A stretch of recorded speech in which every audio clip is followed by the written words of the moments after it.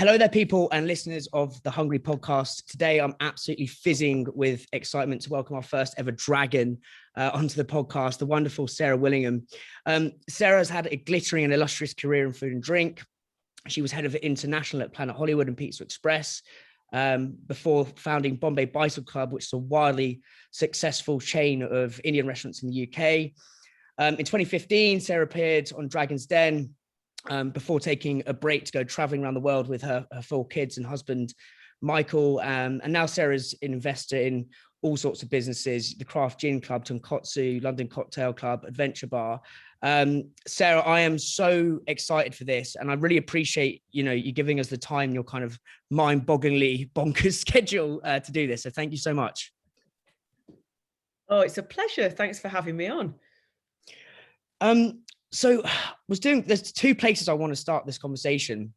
The first is Sticky Buns in Stoke. And I think this may be the best name for a pub I've ever heard, which is the Frog and Roast Beef in Paris. Yes. And in doing research for our conversation, you strike me as this person who has this kind of insatiable curiosity and wanderlust to constantly explore and travel the world.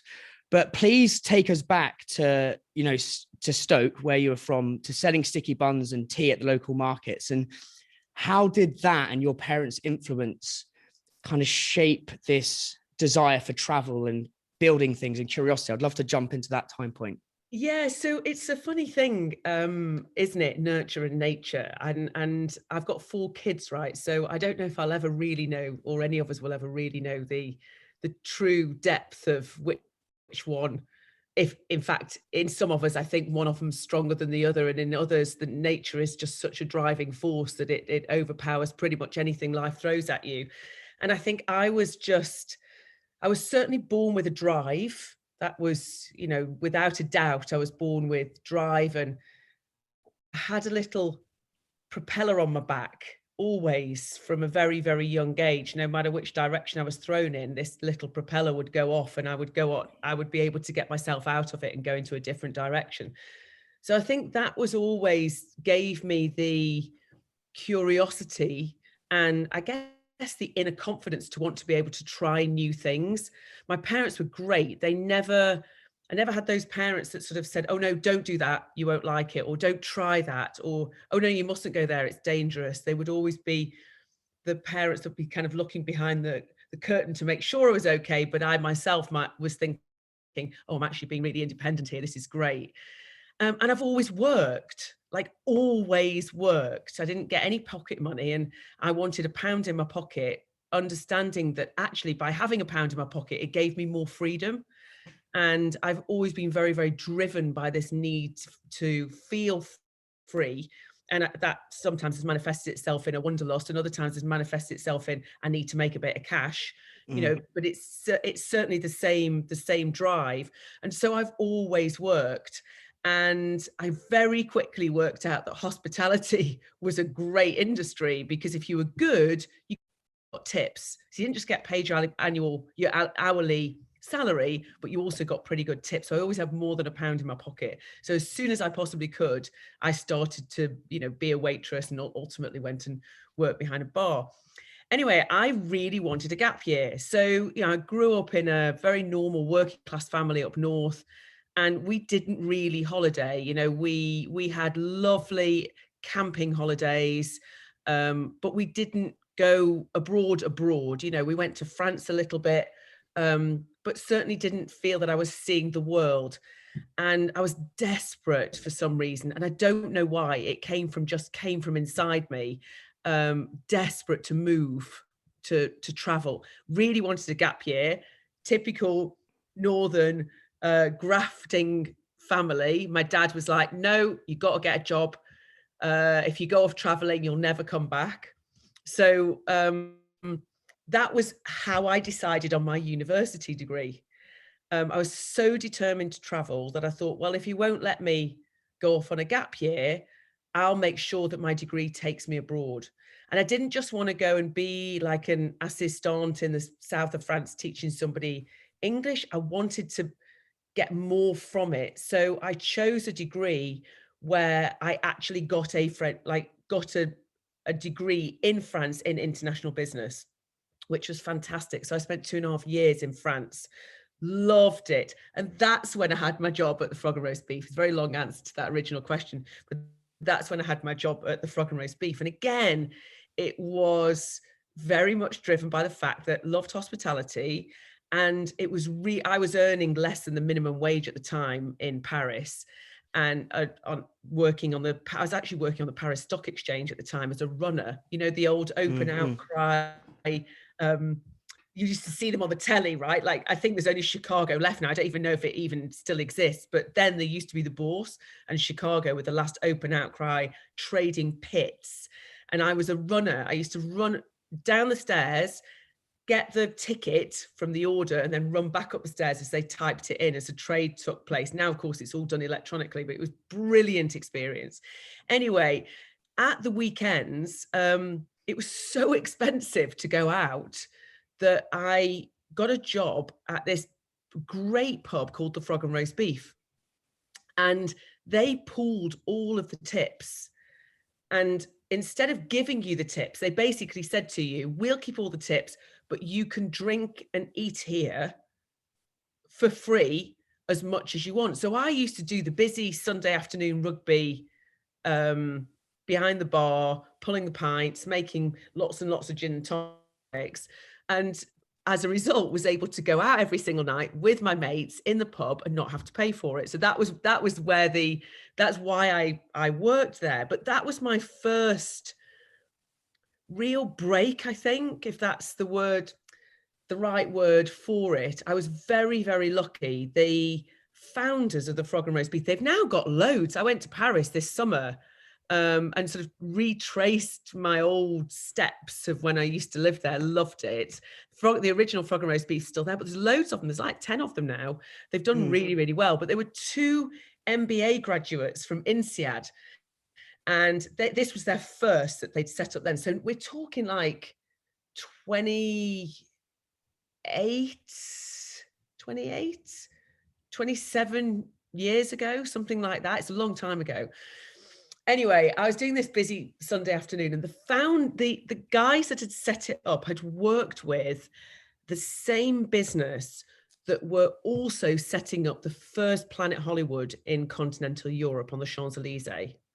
And they were having a nightmare working with the Americans and the French. It was like this bridge could never be built between the 2 cultures. The Americans were flying in on the red eye, walking into the Planet Hollywood, expecting everything to be done as it is in America. And the French would be like sat down eating their lunch, saying, well, it's actually our lunch break now for the next 2 hours. So you can imagine how that went. Anyway, this company said to the founders of the guys on the Frog and Roast Beef, please, can you help us? We need 3 months of help. We need you to do what you did here at the Frog and Roast Beef, but please come and do it on the Champs-Elysees. And the guy said, look, we're looking to open a second site. We can't do it. And to this day, I'm so grateful. They said, but there's this girl who works 3 hours for us on a Sunday afternoon. I think she'd be really good. Which is amazing, right? I'd hardly even met them. So I was so grateful. And anyway, then I guess the rest is kind of history. Like, then that was it.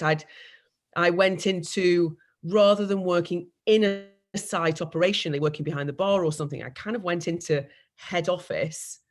And I was like, this is what I want to do. I love it. Absolutely loved it. So that was sort of my move, really, career move, if you want to call it that. But that was the move which got me into going, there's a business behind all of this. And that's what I want to learn. No, I love that, Sarah. And there's so much to kind of explore. I suppose my first question on that is, so why France? Like, you could have gone anywhere. Why France and Paris? Like, what was the pull of that versus, say, other countries? The reality is I couldn't find degree courses anywhere else. Oh, right. I see. I wish I could tell you that it was like, oh, France is in my soul, blah, blah. That's not true. It was just, I wanted to do business. I wanted to do international business, and I wanted to get a degree in another country. And, I had no idea how to actually go to uni in another country. So what I had to do was find a course in the UK that allowed me to do both. And Oxford Brookes, which is where I went, they had this wonderful 4-year degree course where you did a 3-year degree in 2 years in England, and you did a 3-year degree in 2 years in France, but you also did a lot of work experience whilst in France, which is what really appealed to me, sort of the actual pragmatic, tangible side of it. You did a stage, like a work placement. And also the other thing is I did French A-level. So I thought, well, I'll get to learn another language fluently, happy days. You know, it was could have ticked a lot of boxes, basically.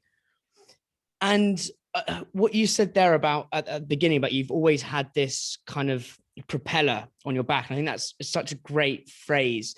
I'd love to know some of the learnings from working, you know, doing the actual putting the pints at the Frog and Roast Beef, and this kind of propeller. Like, what were some of the learnings from doing that Sunday shift that then put you in good stead when you went into the head office? I think it's all even in a way almost similar to now. You know, I set up a business a year ago, floated a hospitality business called Nightcap, and we have lots and lots of late night bars, and I'm the CEO.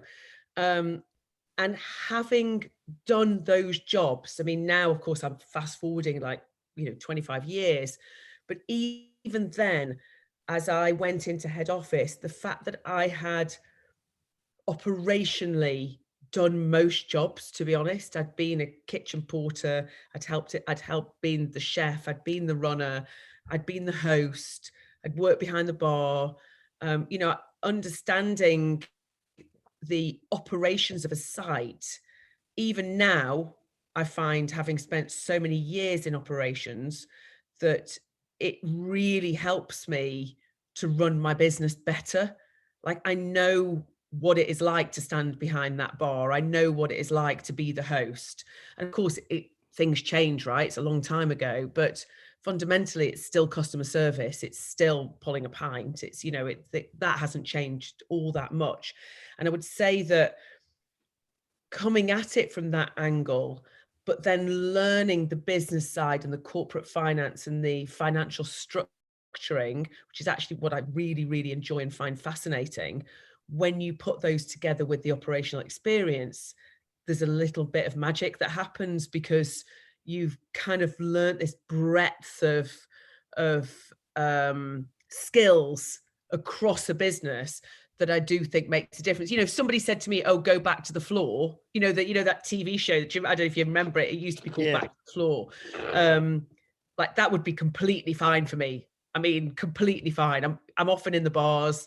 It would not be a problem for me at all to get behind a bar or to wait on or to host, or, I would naturally fall back into that role again. I love that. And I think for sort of our listeners who are kind of food and drink FMCG founders, there's a big thing about, when I started working for Moneylife, it was just knocking on the doors, literally with a bag of peanut butter. And it's like, it's a lot of graft and it's a lot of rejection, but by getting good at dealing with that and, knowing how to sort of sell your product within 15 seconds, it puts you in good stead when you kind of go and work with the supermarkets, etc. But I think lots of kind of potentially some of our listeners may want to just jump that stage, or a bit like potentially with you jumping the Frog and Roast Beef and then going straight to the head office. But I think by having that experience at the Frog and Roast Beef, or the experience knocking on the doors, it just sets you up in good stead. Totally. I would also take that a step further, actually, and this doesn't necessarily apply to everybody at all. So this worked for me. And that's not to say it is for everybody, and I was talking to my kids about this the other night, actually. So during my 20s, I worked for other people, and had no desire to be an entrepreneur. Actually, it wasn't something that I didn't grow up thinking, oh, I know, I must be an entrepreneur. That'd be great. I just had this desire to travel, actually, and to learn. Really wanted to learn. I wanted to feel valued. I wanted to be good at, I don't just want to be good at what I do. I want to be brilliant at the things that I'm good at, and accept the things that I'm not so good at. That's fine. And there's plenty of them. And during my 20s, I worked for other people. Now, had I not have done that, I don't think I don't think I would have ended up being, I certainly wouldn't have been as good an entrepreneur, as I'm more as a rounded an entrepreneur as I am now, I would say. And one of the things is that I'm not a creative. Like I'm not an innovator. I'm not going to be the person that comes up with the new idea. I'm great at growth. That's my thing. I like to take what some magic, I can see magic in what somebody else has done. And then I know how to make it big. I know if it's got the chance to go big, and I know how to do that and how to get it there.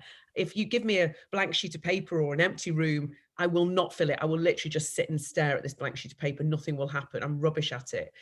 And that took me my 20s to learn that.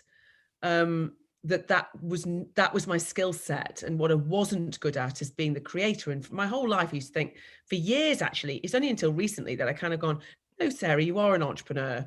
But for years I'm like, well, I can't be an entrepreneur because I haven't come up with anything.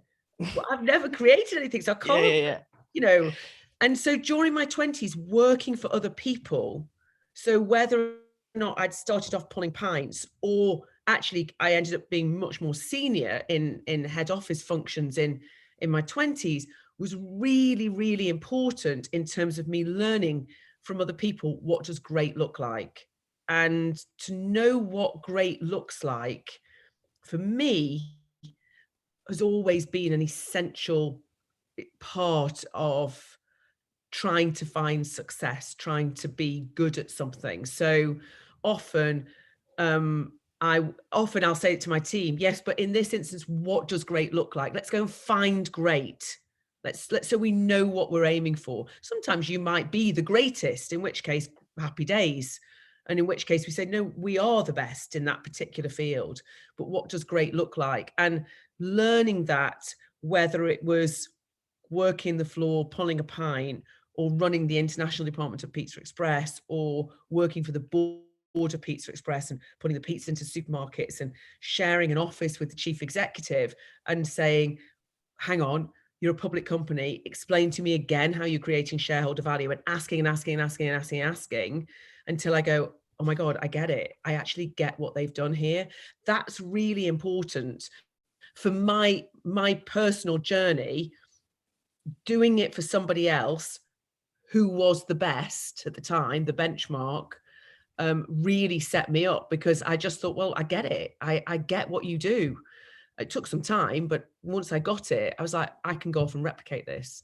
So that was important. I think in every aspect, it wasn't just working the floor. It wasn't just starting off when I was like 19. It was actually the journey of my whole of my 20s was essential for me to learn lots and lots and lots of different skill sets of how not to do things, but how also to do things, that then set me up to then go on my own in my late 20s. Yeah, and I completely agree. And I think it's really reassuring, because I think a lot of millennials come out of uni and you're like, right, either go and get a corporate job, or I need to go and found a business. And I think it's really reassuring hearing what you said there, Sarah, about, taking the time. That's basically what I'm doing. I'm working under someone, just trying to learn and absorb and just understand it completely. And I love what you said there. And something I do want to talk to you about is strategy, because I think why I'm so interested to speak to you is, as you did say, you didn't think you were like a born entrepreneur. You're great at growth. And I think lots of our listeners are great at the kind of the genesis and the creative bit, but they're not good at scaling. So I definitely want to talk about that. But one thing you said there, and you said, what does great look like? And it was all about, I think that's a terrific question to be asking in terms of strategy. But I want to jump into Pizza Express, because I listened to the Pep Talk podcast, and you said, ask so many questions, ask all the right questions. And then in a Business Live article, it said, Sarah asks herself one question: can I put this in Stoke-on-Trent?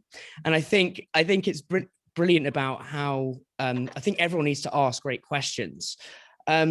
So you said, I think, is it David Page and John Metcalf who were at Pizza Express? Yes. And you were in their like office or something like that, right? Yeah. I would love to know, like, what were some of the questions you were asking them, and how were you about asking those questions? Because I think asking questions and the art of asking questions is a really good skill. I'm sure we both have completely different memories of this, actually. They'd probably tell you I was an absolute nightmare asking so many questions I stopped. But I think the most important thing for me to understand at that time was I was trying to understand the context of opening all of these Pizza Expresses in the way, spending what we spent, opening, and effectively what was the ROI, you know, what was the return on investment? So what was our EBITDA? What were we making when we'd open the site? And how then did that reflect in the context of us being a public company? So trying to understand the structure, the financial structuring of being a PLC. And it's so important in business. It's one of the single most important things when you set up a company. You can have 1,000 people, can all do exactly the same thing, sell exactly the same amount, make exactly the same of money, make exactly the same amount of money from a product. But one person at one end of the scale, as an entrepreneur, will create so much more shareholder value than the person at another end who's structured it differently. So what I mean by that, and it's something that I very much learned from them, but it's never left me. I am obsessive about shareholder value, and that a lot of the time comes from how you structure the business in the first place. So it happens a lot when I meet entrepreneurs, and so often people are like, oh, I need investment. I must get investment to get started. And when I actually spend 10 minutes with them asking more and more questions, at the end of the 10 minutes, I'm like, you don't need investment. In fact, don't get investment now. And the reason you don't need investment now is because you haven't actually created any value. And until you've created value, your equity doesn't really have much value. So yes, you might be able to get some startup investment, but believe me, you're going to need some more if you're successful for growth.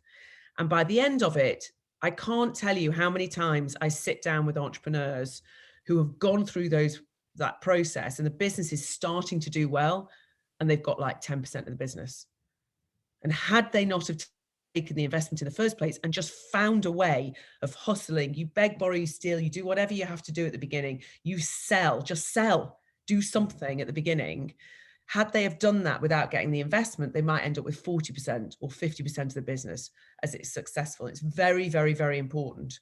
So that was one learning and understanding that structure and the dilutive effect of further raises and using debt alongside equity to create more value for the equity, just like you do in a house. You know, if you buy a house for £100,000 and you put down £10,000 and you borrow £90,000, and that house goes up and you sell that house for £150,000, that's not a 50% return on investment. That's a 500%, because you only put in 10 grand in the first place. Mm-hmm.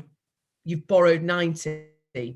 Had you have put the whole lot in equity, it would have only been a 50% return on investment. So it's understanding that model of debt and equity, and creating the underlying shareholder value and the return on that equity. So that was really important for me to understand. Public markets was also a great learning. I understood. I was able to go around with David Page and do the road show to meet the investors. What questions were they asking? Why did they choose Pizza Express and then Clapham House Group, which is how I did the Bombay Bicycle Club? Why did they choose us as an investment as opposed to somebody else? What were they looking for? How long did they hold for? What was their return on investment model? So again, that helped. And I subsequently have done a number of things on AIM and floated a number of businesses because I really get it and I really understand it. I mean, Nightcap that I did a year ago with my husband, Michael, was, you know, one of the top 2 most successful IPOs of 2021. I wouldn't have been able to do that had I not have had that understanding from back in those days of how that shareholder value is created. So it's all, becomes part of a little backpack of tools that you learn and you go through life with. So it was really important. And that also gave me the benchmark of this simple, replicable business model. And that's the key to growth. It's creating something that's simple and easy to understand, something that is very, very replicable, and that you have a very clear model. And if you're in that stage of business, you should ask yourself, if somebody gave me £1 million, what would I do with it today? And if your answer is, well, I know exactly what I would do. This is my business model. If I spend this amount of money, I will get this back. So whether you give me £100,000 or £100 million, I'm pretty much going to continue to do the same thing. Yes, I might increase a few of my overheads, but I'm just going to do more of the same. You've nailed it. That's your growth model. You're going to do it. It's a successful business model.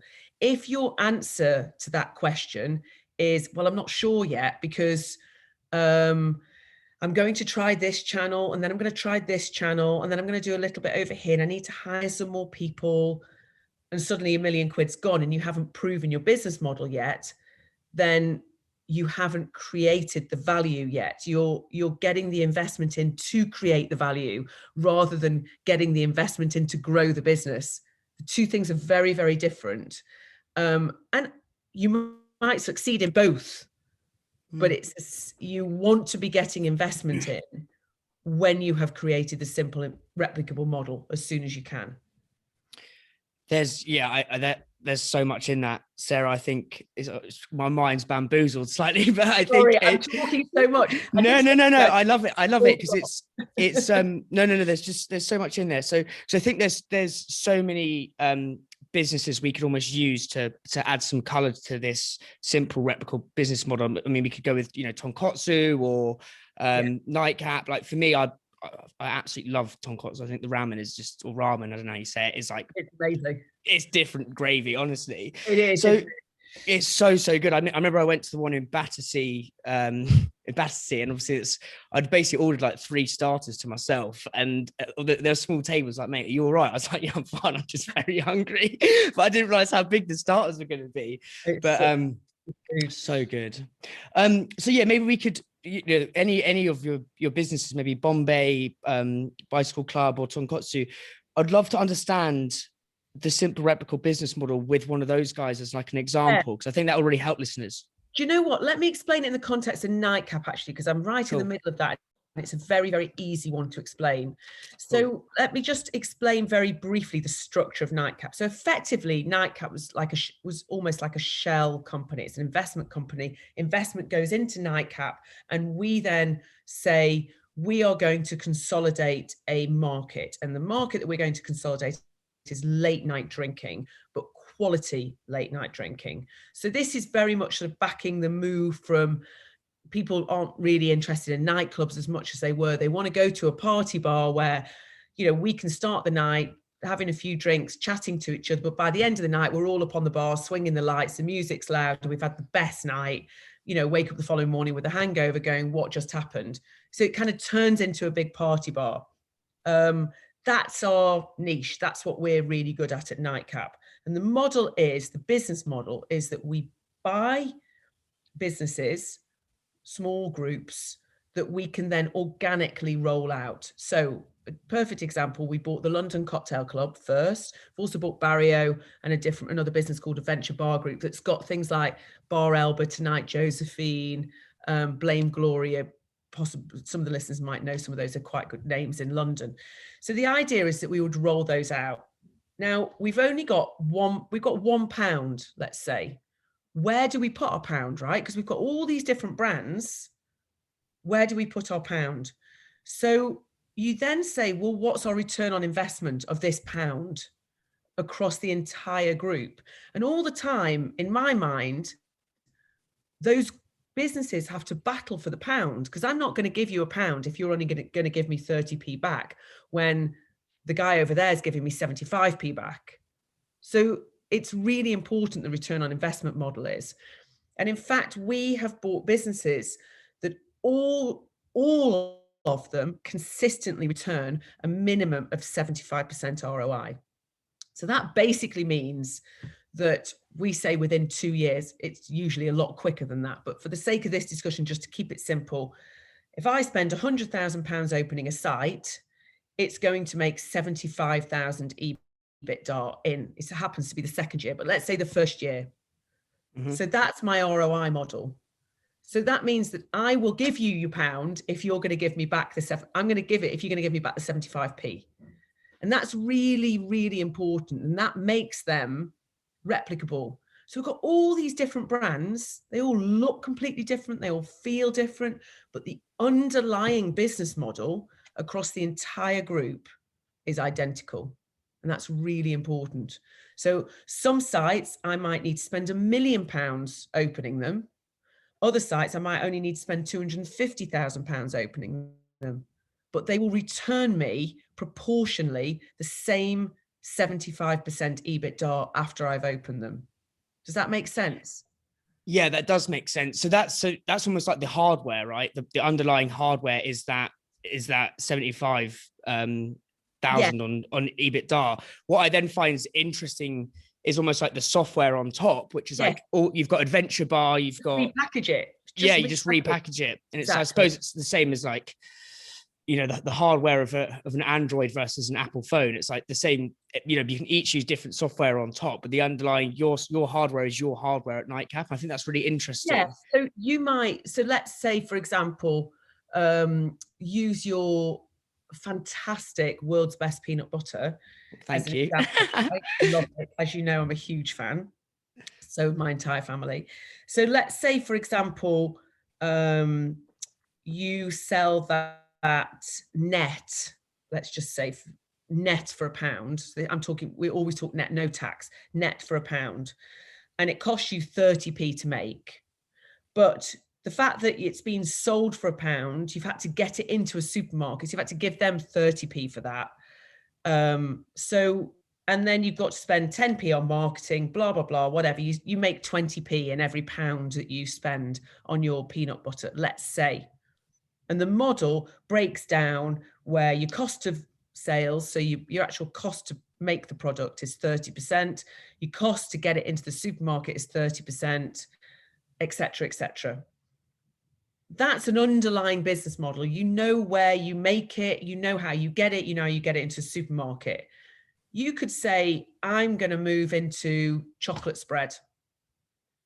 Now, the only way you would want to move into chocolate spread is if it replicated or improved on that underlying business model. Otherwise, you would just spend more pounds on your peanut butter because the peanut butter's working, right? It's great. You just need to get it into more places. You just need to sell more. But the business model is formed. You know, for every pound you spend, you will get 20p back. So that's great. So if I gave you £1 million, this is what you would do with it. But there might come a point where you're like, well, I need to diversify. But if you're going to diversify, you would have to make sure that the underlying business model of the second product that you launched is the same as the first one, or at least competes with it. So it's either better or the same. Does that make sense? Completely. I think with where this is kind of interesting, I suppose, for like an actual physical product FMCG lens, is you do have that kind of, you have so many different channels. There's where it can get squirrely because you can same product going into a recipe box as different margins if you're selling on Amazon. I suppose that's why it's such an interesting kind of enigma to explore is you have the kind of your grocery, you know, model, but then that will change as and when. But you can't put all your eggs in the grocery basket, because if that goes wrong, and you can't put all your eggs in the restaurants because if COVID happens. So it's very interesting, but I do understand that. Yeah, for sure. So we have very similar for Craft Gin Club, really, in terms of our channels of how we sell. So when I invested in Craft Gin Club, we had 3,000 members. We've got 180,000 now. So it's really, really successful business. And that's the same. So our cost of customer acquisition, if we do a Facebook campaign is very different than if we're on the television, very different. But our blended CAC is the core of the business model. In order to get the blend, though, you realize, exactly as you've just said, we can't do 95% of your sales through Facebook. That's not going to work. That's a risk.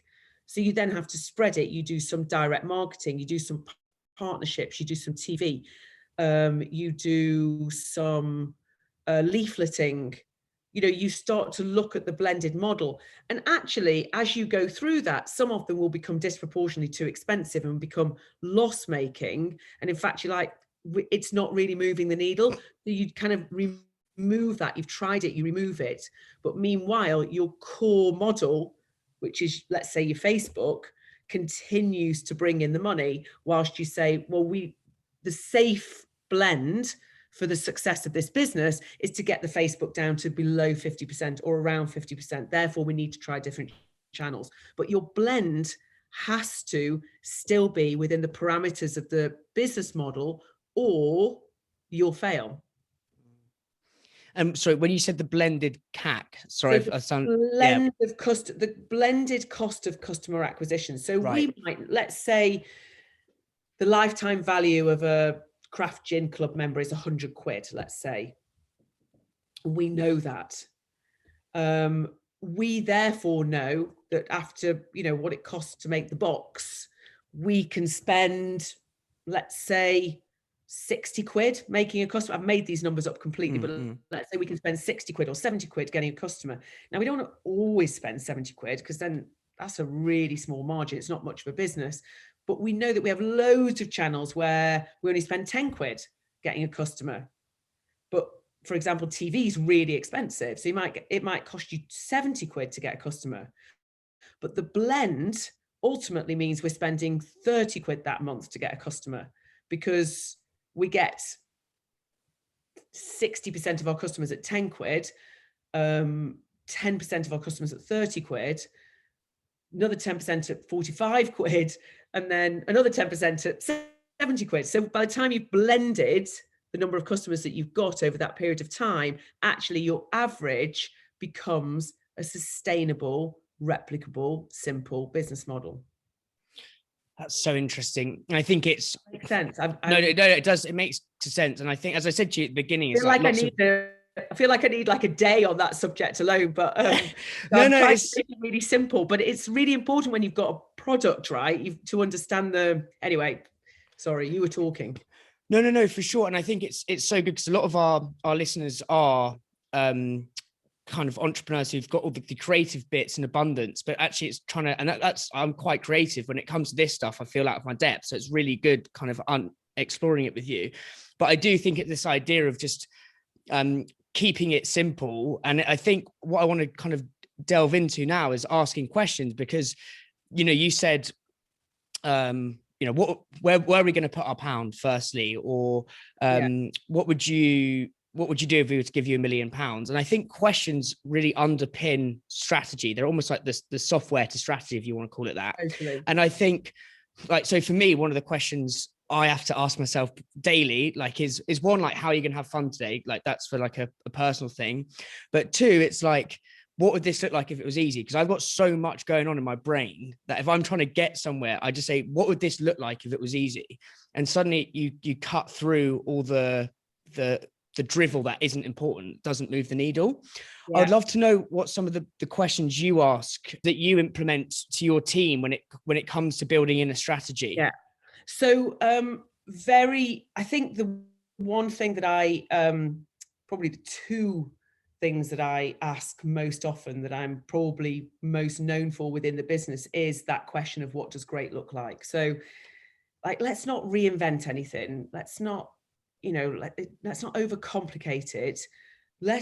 Show me what the best looks like here. So for example, if you've got an FMCG product, you go, well, how has somebody else done it? What did they do? Learn from that and just do it better. That's how my brain works. I'm like, well, I'm not the first person to do this. And actually, I don't want to be the first person to do it. So what does great look like? So I know, for example, in my business, certainly in terms of the underlying business model, 75% is outstanding. It's better than most casual dining. So I know that I have money to play with in that business model, because investors will not get a return like that in many other businesses within my sector. It's really hard to do. But in order to do that, I have to make sure that the core business, that the core service and product that we are providing remains the best in class. So that package that we put on top of the business model, as you say, with different names or whatever, still remains the best. So I think that what does great look like is really important, because it's very, very easy to spend loads of money getting great, very easy. But if you start with, this is the core business model, this is the bit we're not going to mess with, now go be creative, now go make magic, now make it look brilliant, but don't mess with this. This is how much money you can spend, this is how much profit you've got to make. Then you people start to really focus and start to really hone in. That's the starting point of what does great look like. And then a lot as well, when you're in a high growth business, is, does it move the needle? You know, is it going, the amount of time that we are putting into this, and potentially resources, money, but more like time and management brain space, executive team brain space, does it move the needle? If it moves the needle, let's crack on. If it doesn't move the needle, leave it, move on to something else. I know it was a nice opportunity, I know it was a nice idea, but it's not going to move the needle enough. So let's carry on. So I think those things are certainly, at a core business perspective, are really, really important. For me, on a personal level, I think I ask very different questions. Those questions are very much within the context of the business. On a personal level, I'm very, very much driven by my life and the type of life that I want. And I am always trading on my time. That's the single most valuable commodity thing that I have. And that's where I'm ruthless on it and really efficient, is on my time. I just won't give my time to things that don't matter, actually, that don't matter to me. And I don't believe, I think you've probably read this in your research, but I don't believe in career paths. I don't at all. I never have done. I believe in life paths and life changes, and you have different needs in life, and your career, frankly, has just got to fall into place. And it's got to give you the life and help you, be part of the life that you want to have. So that's a question. I don't really ask that question anymore, because I'm 48, and it's intuitive now. It's very natural to me to go, oh no, that's not a good use of my time, so I don't do it. But for many, many, many years, I literally used to map out at the beginning of every year a pie chart of how I wanted to use my time that year, and reflect on whether or not I got it right against what I wanted the year before, every start of every single year. So I've always done it throughout my 20s, always looked at time. And that was the question that, on a personal level, I've always challenged myself with, is how am I using my time, and reflecting on how the previous year, which segments of the pie chart should stay and which should just frankly go because it didn't work last year. Yeah, that's so interesting. I mean, that's something I need to do more of, because I suppose I ask the questions on like a day-to-day basis of like, how you have fun, like what you're grateful for, but actually zooming out, I don't think I need to get better at that for sure. Actually, if you have a very busy mind, which I imagine you do, doing what you do, I can't tell you how valuable that will be to you to sit down. I mean, we used to do it every January. Of course, you could do it whenever you wanted to do it, and we used to, but at the beginning, when it's not intuitive, you can continuously come back to it, kind of almost every 3 months. But the noise and the input that you get, and often the entrepreneurs and start when you're doing a startup or you're at that early growth stage in business, and also the adrenaline that you have in your system makes you feel that you have this clarity of thought because of the adrenaline. But the reality is that you don't, because there's a lot of noise. It's very difficult to break through. And you might feel that on a daily basis you're breaking through, but actually it's not until you give your brain that chance to recalibrate and allow some of the adrenaline to remove that you have the proper clarity of thought. I've come up with every single business idea on week 3 of a holiday, every single one I've ever had in my life. Come up with every life idea has been, 2-week holiday is not enough. For me, I'm adrenaline junkie, right? So it takes a while for it to settle. So having these days where I force myself to step back from my life, not my work, but my life. And I don't do these pie charts for work. I do them for life. And I sit down and I go, right, how do I want to magic wand? I've got a magic wand. What do I want my life to look like this year? And I start off and I go, I just want to travel. Brilliant. Right. That's 360 degrees of travel. Well, that's not going to work, is it? So also really want to exercise more this year. So I draw a little bit of a segment in for exercise. And then I think keep going through, and I think, well, I need to spend more time with my family, like parents, family. I hardly saw them last year, so put that in. And then you go through and you go through and you go through, and then suddenly you're like, I've got to pay for this. Because honestly, work is not the first thing that comes into the pie chart. It just isn't. So you think, what you might go, it might be that I want to make a success, define success first out of what I'm doing. Okay, great. But what, at the cost of a holiday, at the cost of exercise, at the cost of seeing your friends, at the cost of, so it never is, right? But they squeeze in because you allow this space for work. And you suddenly, and in the end, it takes ages because it's a fight, it's a compromise. And what I think is beautiful about doing it in a pie chart is you see the immediate impact of one thing on another. You realize, I can't do both because it has to squeeze, right? I don't have time to do everything at 100%. So it has to come in. And then you finish with it and you think, that's about right.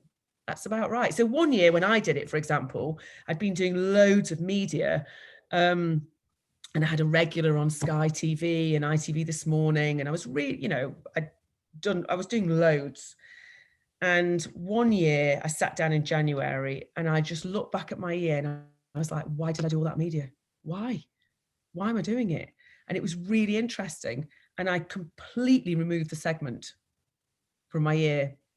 And within 6 weeks, I'd handed my notice in every single media channel that I was part of. And my pie chart works so much better that year. It's like, why am I doing all this stuff? I don't even enjoy it. Like, what is it giving me? It's not, why am I doing it? And so, but it makes you reflect, right, on the way that you spend your time. And then it also puts your work into the context of your life always. And that's the beauty of it. That's why I like doing it. I mean, now it's much more intuitive to me because I've been doing it for like 2 decades. But it's a really useful tool, I think. No, I love, like, this is very cathartic. As you were speaking then, I'm almost like going through like, hey, this, there's so many areas that I need to kind of sort out or focus more on.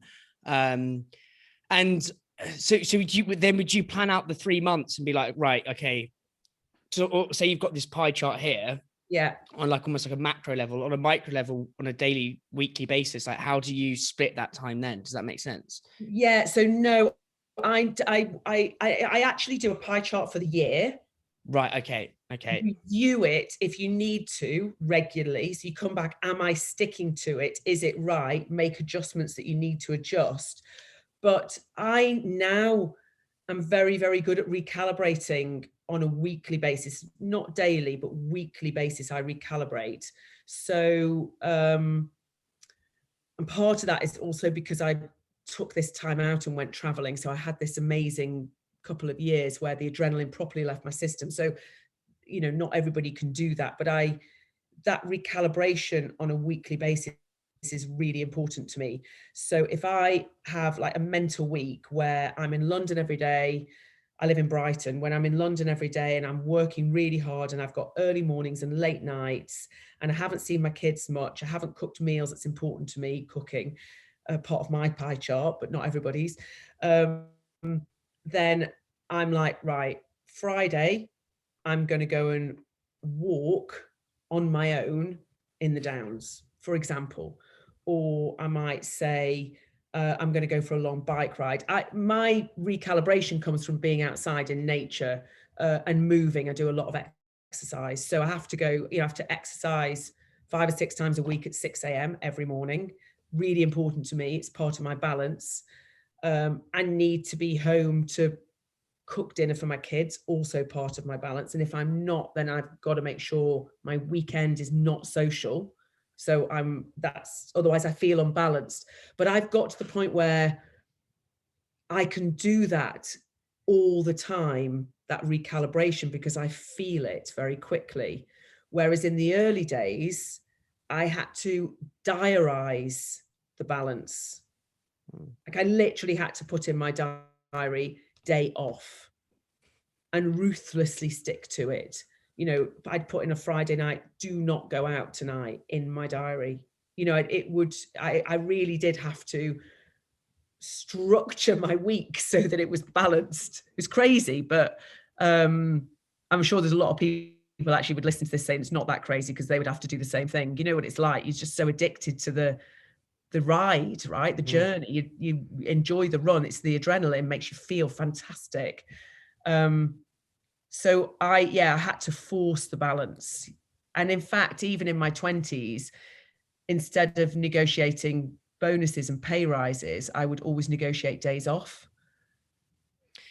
That's so interesting, sort of seeing that at this, you know, because in my head, before having this conversation, Sarah, I was like, Sarah's probably worked redonkulous hours, which you have, but I love it how that's so young, in your 20s you were already thinking about this, not career path, life path. And I think if anyone listening to this, it's like, actually just maybe turn this podcast off and just go on go out and do something else, you know what I mean, just for a time period, or like go and have your dinner. And I think go and have dinner with your mates. And I think for me is I love going out with my friends, and I do like a booze up. Like I know people are all talking about like meditation, all this stuff now, but for me, a booze up is kind of it does reset not all the time, but it does reset the clock. And I think understanding for listeners how their pie chart or their life pie chart works is really interesting. Where I want to jump to now is maybe we can talk about Bombay Bicycle Club. Because I'm really fascinated by that. And as we kind of discussed, you've got this ability to go in and replicate and scale. And I think lots of founders are great, or lots of our listeners are greater. Well, there's this thing there's this quote that I live by, which is you're probably going to dislike massively, but it's ready, fire, aim. And I think that it's from almost going from 0 to 1 million, right? It's just get your idea out, MVP, make sure there's almost a business before you go and try and create some long business plan is kind of what that early stage. Yeah. But then I do think it comes to a point where another quote, which I love, which is slow is smooth, smooth is fast. And I think it's that slowing down and recalibrating where you're trying to go on a strategy point of view. We always say the quickest way to get there is slowly. Same thing. Yeah, so I could probably adhere to a lot of this advice, Sarah, but I'd love to sort of split up your strategy into again, this like hardware and software. So the hardware is like the absolute principles of say a brand are trying to go from 6 million retail sales to 60 million over, say, let's say it's 3 or 4 years. It's a big probably question, but I'd love to get your insight on it. So there's that part, and then there's also like the software stuff. So, you know, lots of people sit around and say that they're really good strategists, but there's something in the Sarah Willingham effect that is different, and you know, that has helped you get this conglomerate success. So I'd love to kind of go at it from two angles. Yeah, so I think one of the first things is it's all great to be good at strategy, but I'm a real doer, and the amount of times I've had a conversation with people, I've just said, just do it. Like, amazing. Yeah, just get on with it. You know, don't let your legacy be the person that came up with a great idea that did absolutely nothing about it. I'm also, surprisingly to a lot of people, very risk averse. So it's easy to think that entrepreneurs are big risk takers. I've never taken a risk where I couldn't handle the downside, ever. So I always start with, you know, what's the worst that can happen here? And there you go, back to one of the questions. Always ask, what's the worst that can happen here? Always look at the downside. If I can handle it, and if it's okay, then I'll do it. I'll just do it, try it, make it happen. And I think a lot of times, and certainly a lot of businesses that I've been involved in, and a lot of people that I've spoken to, actually, if you're good, you'll find the business model within. You'll get there. You'll find your business model in the process of doing it. And that comes back to, that's why I'm always like, try not to get investment at the point at which you're trying, because you end up wasting money and wasting time. You don't hustle enough when you've got the money in the bank. And actually there should be a lot more hustle at that early stage in the business. So I've forgotten the rest of the question, actually. So the first part of the question was kind of what's the hardware of kind of great strategy, and you said it's, you know, about actually just doing it, which is actually reassuring to me. Oh yeah, definitely just crack on and do it, but always with your, so two things, one, with your eye on mitigating risk, so making sure that you're downside protected, really important. And the second is this core business model that I go on and on and on and on and on about, but it's literally the basis of every single successful business. There's not a business out there that doesn't have a core, successful, simple, sustainable, replicable business model. So it is, what is that within your business? What, you know, I give you a pound, what are you giving me back? How are you getting there? Show me the breakdown of that pound. Get that right. That's it. The rest of it, you'll work out your best way of getting there, but don't deviate from the model. Play with whatever you want within the context of the model to get it right, to fine tune it. But that's your model. And that's how you'll make money out of it and not go bust, basically. For sure. And then I suppose, if we're going back to France, it's like, what's the je ne sais quoi of Sarah's strategy, the stuff that most people don't see? Because I'd love to kind of unearth like what the things that you do differently that has led to this huge success. And I'd really kind of love to understand that. I think there's a couple of things. Firstly, is that focus on the business model. Actually, not enough people are really focused on that. And that's where it goes wrong. That's where you run out of money. That's where you know, if you don't get that right, then you don't have a sustainable business model. I think that's really, really important. And the second thing is, I'm really obsessive about the financial structuring of the business in terms of that shareholder value. I'm obsessive about founder value. So any business that I've ever invested in, I always look at that structure and how that I have to see the path of, you know, 3 rounds of investment. Where is the founder? And there have been a number of investments that I have been part of where I've sat down with the founder and I've said, you're not raising any more money at this point. No, you're not. And the reason you're not, it's not because the business doesn't need it, because we do actually need it, but we're going to find another way. And the reason we're going to find another way is because we're going to protect your value within the business. Because once your value is eroded and you're no longer incentivized, there isn't a business. So we've got to protect that business, that core value. And that's so important. And again, I don't think enough people do that. Is there a specific example of that? Because again, there's so many businesses you've worked with. Maybe if we talk about Tonkotsu or Tonkotsu is a good example. So Tonkotsu have got private equity backing in, and we've done really well. We've got 16 sites. We're doing really, really well. But that was a good example of, when I joined them, and I only have a really small shareholding in that business, but I joined them as chair, and I sat down and went through the core business model. I sat there and said, you're not making enough EBITDA.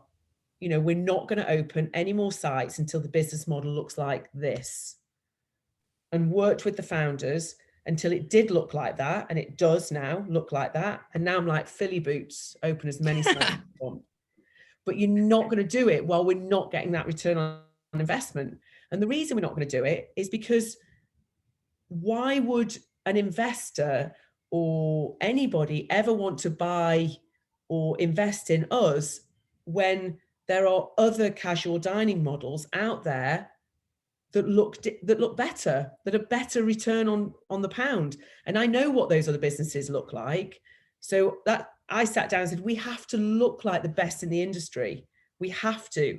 And by the way, this food that we're selling, there's no reason at all with this current operational setup that we shouldn't be. And we are now. We're as good as the best of them. And we now have a very simple, replicable business model. And at the same time, have retained the shareholder value. Because we're not taking on more money. We've just sorted out the core business model within the group. And now, because the business is making loads more money, we can open loads more sites organically. So it's a simple, I say tweak, but I mean, it took 18 months, but it really was a tweak. It wasn't, it wasn't huge. It wasn't revolutionary. It was just somebody needed to come into the business and said, guys, this is what great looks like. What were some of the specific changes you made? Because I go there all the time, and it'd be interesting. Was it like from the consumer facing, or was it more back end, or was it? It was all back end. So it was all systems, processes, cost of sales, central kitchen, labor model, capex model as well. Also, that obviously is going to impact your ROI. It was loads and loads and loads of different things to get another, let's say, 10% EBITDA out of the business. But they've done it. The founders are fantastic. It's a great team in that business, but nobody had ever said, this isn't enough. Nobody had ever said, you should be better than this. And that's all it took was to say, what does great look like? This is what the best of the best do. This is what we need to look like. This is how you do it. It's going to take you a lot, 12 to 18 months. Because I've done it many times in the past. And these are the lines on the P&L. Just start going through them, every single one, and make an improvement. 0.4% there, 1% there, 1.2% there, 0.1% there, all the way through, and find another 10%. And they did. Brilliantly. I absolutely love that. You've got this ability to distill things so simply, and it's something I'm definitely going to take from this conversation. The other part of this, and I think you're talking about, is it JJ at London Cocktail Club, about him running the playlist? Yes. There's something about keeping the founders' magic as you implement these systems, and I think we've had some senior hires at Money Life who've come in, and it's as you scale, more systems come in, and it's like you lose that oomph occasionally. Like, how do you do that at Tonkotsu? Like, how do you keep the founders' magic as like kind of the furnace going? So important. The magic is essential. So and I don't have the magic, remember. So the magic is more important to me than it is to a lot of people, because I'm the business model bit, right? I get that bit. I don't create the magic. I don't know how to. It's not my skill set at all. So when you recognize and you find magic, God, you've got to let it flourish. You've really got to let it flourish.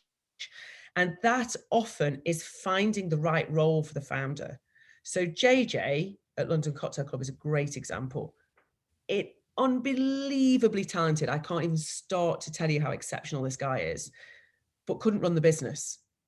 he'd be a disaster, and he'd be the first to sit here and say that, oh my God, I don't want to run the business. I don't want to run the business.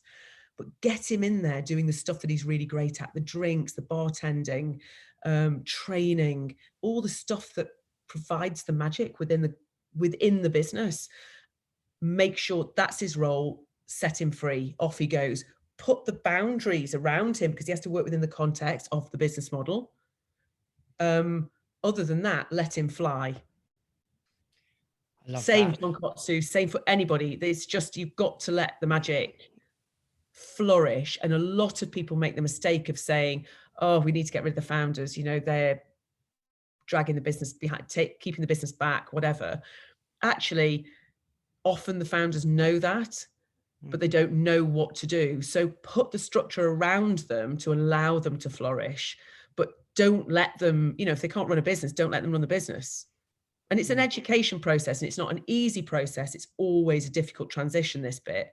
But if you handle it right, you know, everybody wins. The founders end up doing the job they really want to do, and the people who are running the business end up getting the magic that they're not capable of providing themselves. No, I love that. I think, yeah, it's so true, because it seems to be the hardest thing is how do you keep the magic. Really but how long have you got, Sarah, by the way? You know what? I was actually just looking at the time. I have got to be in London in an hour and 40 minutes. So I probably should go, I'm afraid. Yeah, that's fine. I'm going from Brighton, so I need to go and get on a train. Really sorry. Yeah, no, that's absolutely fine. There's infinite in that. And I've written down a thing for round 2 if you ever got more time in the future. Yeah. Just let me know. I'm happy to carry on and talk another time.